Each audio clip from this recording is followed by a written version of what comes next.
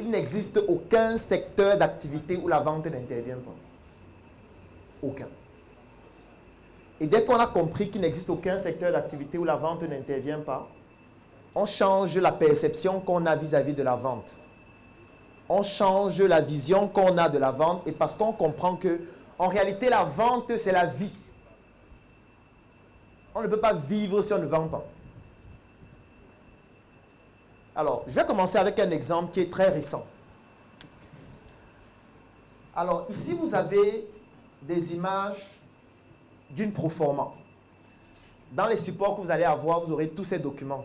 Et vous allez voir en détail. Ceux qui sont peut-être en train de suivre en ligne pourront déjà télécharger le document et le voir. Peut-être vous qui êtes à distance, vous ne lisez pas, mais je vais vous lire. C'est une proforma dans un magasin de la place Messité à Yaoundé. Le magasin s'appelle Orca, que vous connaissez certainement. Et puis, c'est une facture, ou plutôt une proforma qui date de cette semaine. C'était le 17 août. Alors, nous nous sommes rendus dans ce magasin pour acheter certains produits. On a sélectionné dans les références des produits qu'on voulait acheter.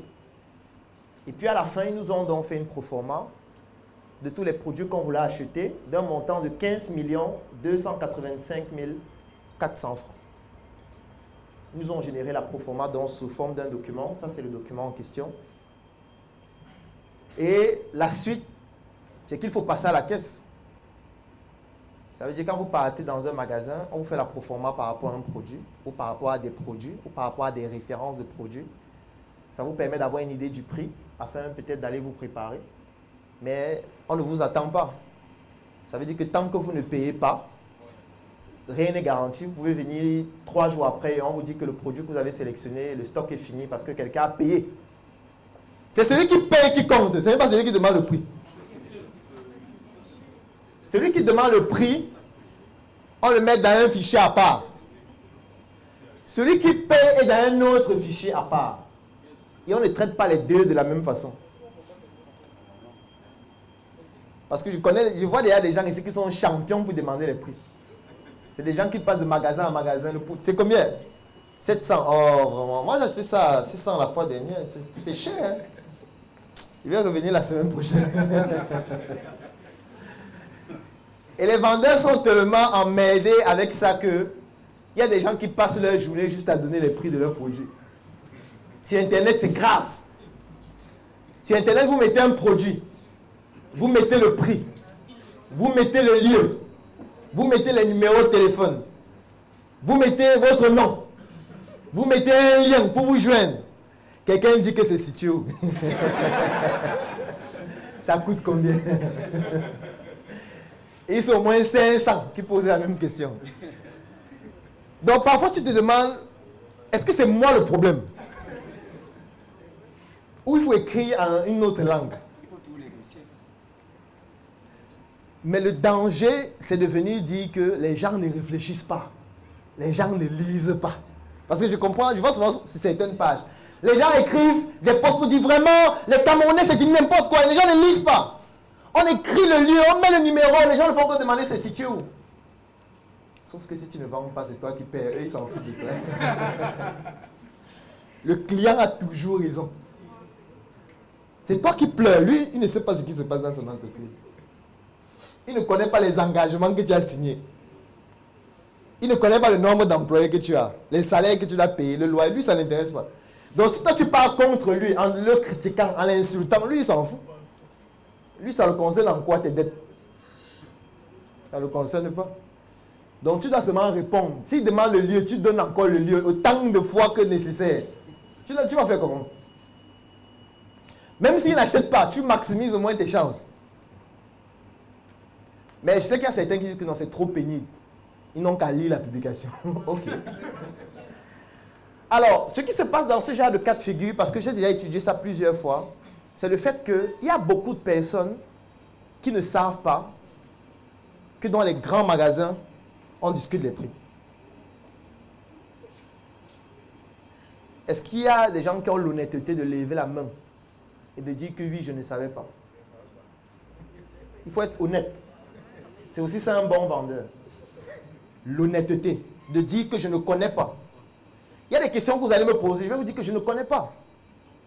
Il faut être honnête, c'est très important dans certains cas de figure. Je ne parle pas du saucisson. Alors, il y a beaucoup de gens qui ne savent pas que dans les grands supermarchés, on discute les prix de tous les produits.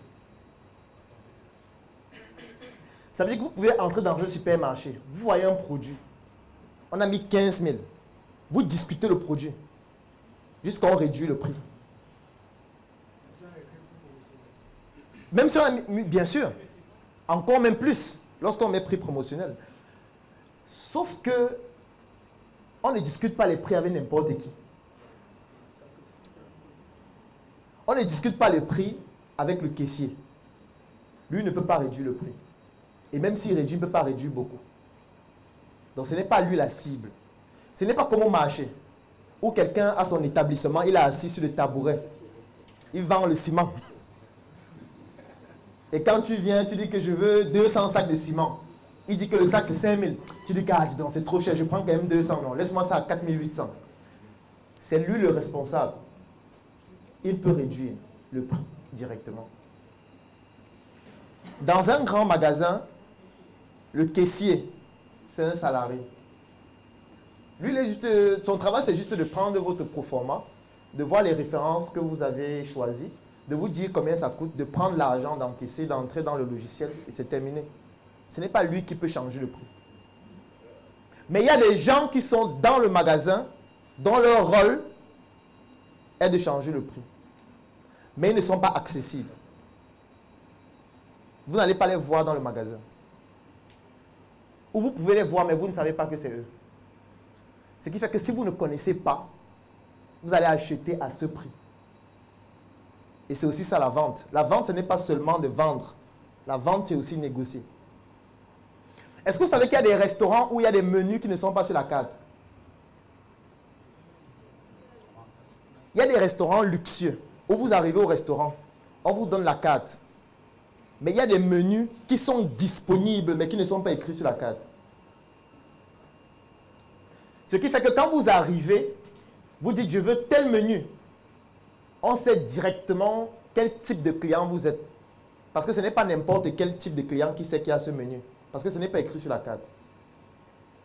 Je vais prendre un exemple. Je suis obligé de citer. Il y a un restaurant à Yaoundé qui s'appelle le Famous. Est-ce que vous connaissez? Alors à Yaoundé, au Famous, il y a des vins qui ne sont pas sur la carte. Qui sont moins chers par rapport aux vins qui sont sur la carte et qui sont plus bons. Mais quand vous venez, si vous ne connaissez pas, vous allez choisir la carte, vous allez choisir les vins chers. Et ceux qui connaissent vont venir, ils ne vont pas demander la carte, ils vont dire je veux tel vin et on va venir servir. Et ça coûte 4 fois moins que les vins qui sont sur la carte et c'est plus bon.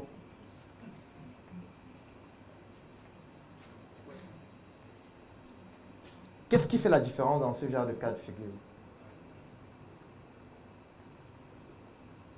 Parce qu'en réalité, la carte est biaisée. Les prix dans un magasin sont biaisés. Et on joue sur la psychologie du client. C'est pour ça que le premier point qu'on va voir tout à l'heure, c'est la psychologie du client. On sait que le client qui est dans ce type de magasin se dit que si tu discutes, on va dire que toi aussi. Tu crois qu'on est en Mokolo ici? Tu crois qu'on est en Bopi? Donc, le client aura honte de discuter. Je ne peux pas perdre mon charisme quand même. Non, comment? Dès qu'on dit que c'est 15 000, ils sont 20 000, ils disent gardez le pourboire. Oui. Nami. Et la caissière, elle prend ses 5 000 au calme. Et puis, le gars qui est censé réduire les prix dit que, hey, il n'a pas discuté, c'est bon. Il prend aussi sa partie au calme et il laisse la partie du magasin. Parce qu'en réalité, celui qui est censé réduire les prix, il a aussi sa marge dessus. Donc, chaque fois que vous ne discutez pas, il devient plus riche. Parce que c'est un peu comme si, je prends un exemple. C'est comme si on me donne ce téléphone, on me dit vends ce téléphone. Je prends le téléphone, je le mets dans mon magasin. On m'a dit, gars, le prix de vente du téléphone, c'est 100 000. Moi, je mets au magasin, je mets 150 000. Ça veut dire qu'en réalité, même en vendant à 100 000, je peux déjà avoir ma marge. Parce que peut-être il m'a laissé ma 90 000. Donc moi, je mets 150 000. Et j'attends. Un client vient, il choisit, il demande c'est combien? Je dis 150 000. Il dit, oh, toi aussi, j'ai 120 000. Il dit, bon, ouais, toi aussi, comment 120 000? Tu sais que c'est l'iPhone 12 Pro, c'est machin, c'est ceci, ça a telle caractéristique, l'appareil photo est monté, descendu. Il bava, mais il est déjà fier. En fait, le débat est déjà fini. Mais il essaye d'avoir encore un peu un autre de 10 000 qui peut tomber. Parce que il n'y a pas qui le soir, il y a les filles. S'il fait ça avec 10 clients, ça fait quand même 100 000, ça fait quand même une bouteille de whisky et 3 personnes dans le jardin. Alors, ce qui se passe donc, c'est quoi? C'est que il joue maintenant sur le dilatoire. Et il joue sur vos émotions. Après, tu dis, bon, ok, je vais te donner 125 000 leçons. Il dit, bon, ok, tu es quand même un bon client. Il prend tes 125 000, il te donne le téléphone. Donc, non seulement il a d'abord 25 000, plus sa marge. Et il donne juste peut-être 90 000 au fournisseur, tout simplement. Alors, maintenant, ce qui est encore plus intéressant, c'est qu'en grande surface, tu ne seras pas en contact avec lui. Puisque maintenant, lui, il ouvre une grande surface. Il met des caissiers. Il met des personnes qui sont dans les rayons, qui vous orientent juste. Vous partez maintenant dans le rayon, vous choisissez le même téléphone, vous arrivez à la caisse. Lui, il n'est pas à la caisse. On scanne seulement le produit, on donne le montant final, 15 000. Qu'est-ce que tu fais? Tu vas seulement sortir l'argent et payer. Du moins, dans 95% des cas, tu vas sortir l'argent et payer. Et dans ce cas de figure, c'est parfait pour lui. Mais comme nous, on connaît la psychologie du client aussi, dès qu'on a reçu cette proforma, on a cherché ce monsieur. On l'a trouvé. On s'est assis avec lui. On a pris une bouteille de whisky. On buvait en discutant. On a discuté pendant près de 3 heures de temps. Et les discussions ont entraîné quoi? On est passé à 12 millions. 325 000. Et voilà la facture, le reçu. Vous allez voir dans le document. Voilà ce qu'on a payé finalement. Ça veut dire une réduction de 19,36%. Ça n'a l'air de rien, mais ça fait quand même beaucoup. Hein? Ça fait presque 3 millions quand même de réduction. Pardon? Oui, pour une bouteille de whisky de 18 000. Avec la bonne personne. Parce que tu peux boire la bouteille de whisky avec quelqu'un qui n'a aucun pouvoir. Et il te perd le temps, il boit jusqu'à qu'on en ait une deuxième bouteille. Il boit le coca, il t'explique comment il était en Inde dernièrement et tout ça. Tu fais 2 jours avec lui et puis il te dit qu'on ne peut rien faire. On peut rien. Il a tout fait mais ça va marcher. Ça c'est un cas pratique et ça s'est produit cette semaine. Vous allez voir dans le document. Vendre, c'est aussi négocier. Parce que si tu es responsable d'achat d'une entreprise, une opération comme ça te fait gagner près de 3 millions. Pour toi. Parce qu'en fait, tu vas voir le patron, tu dis au patron que voilà, proforma, c'est 15 millions. 15 millions 285 000. Lui te donne 15 millions. Tu achètes ta bouteille de whisky, tu discutes avec le gars, il réduit le prix, et tu demandes à la caissière de te faire la facture à 15 millions. Elle va le faire. Oui. Je ne dis pas que ça se fait. Je dis qu'on fait ça chaque jour. Quand tu dis que ça se fait, c'est comme si c'est parfois, de temps en temps, c'est possible. Si tu as aimé cette vidéo, alors tu vas adorer mon coffret VIP. Le coffret VIP, c'est 200 heures de vidéos, 17 formations pour te permettre de plonger en immersion dans l'univers entrepreneurial et développer tes performances. Et ce n'est pas tout, parce que ce coffret VIP te donne aussi droit à une adhésion de 3 mois dans le Claudel Nubissier Business Group, qui est un groupe business qui comporte plus de 1000 membres pour te permettre de gagner des marchés, trouver des partenaires et même des investissements dans tes projets. Si tu es intéressé par cette opportunité, clique sur le lien dans la description de cette vidéo ou tout simplement contacte-nous afin de pouvoir bénéficier de cette opportunité exceptionnelle. Rendez-vous dans le Claudel Nubissier Business Group.